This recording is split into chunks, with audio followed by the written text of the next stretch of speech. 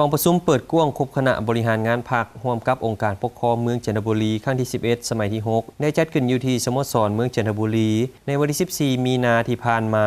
โดยการเป็นประธานของทานนางบัวรอนวงศ์ดาราแสนเลขาพรรคเมืองเจ้าเมืองจันทบุรีในกองประชุมได้รับฟังการสรุปการชี้นำพาเวียกงานรอบด้านของคณะบริหารงานพรรคเมืองจันทบุรีในปี2018และทิศทางแผนการปี2019รวมทั้งบทสรุปแผนพัฒนาเศรษฐกิจสังคมโดยเห็นได้ว่าคณะพรรคองค์การปกครองทุกขั้นได้พันขยายทุกเวียกงานเข้าสู่การปฏิบัติตัวจริง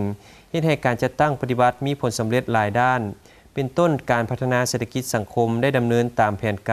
ารขยายตัวของเศรษฐกิจแม่นเพิ่มขึ้นเฮ็ดให้รวมยอดผลิตภัณฑ์ภายในปัจจุบันบรรลุได้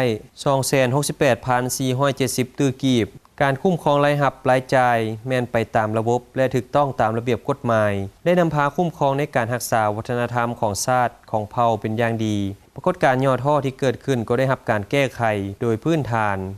โครงสร้างสถานที่ท่องเที่ยววัดวาอารามตลาดกลางคืนแคมป์ของก็ได้รับการปรับปรุงพัฒนาดีขึ้นตามลำดับการเรียนการสอนบรรลุตามเป้าหมายปรากฏการณ์ย่อท่อต่างๆก็ลดน้อยถอยลงการควบคุมพยาธิได้รับการป้องกันเป็นส่วนใหญ่พร้อมเดียวกันนั้นการพัวพันร่วมมือกับเมืองแฮกเซียวทั้งภายในและต่างประเทศก็สืบต่อหัดแน่นเป็น99โดยเฉพาะแม่นครปากเซแขวงจำปาสักเมืองแปกแขวงเชียงขวงเมืองฮวนเกียมนครหลวงฮานอยสาธารณรัฐสังคมนิยมเวียดนาม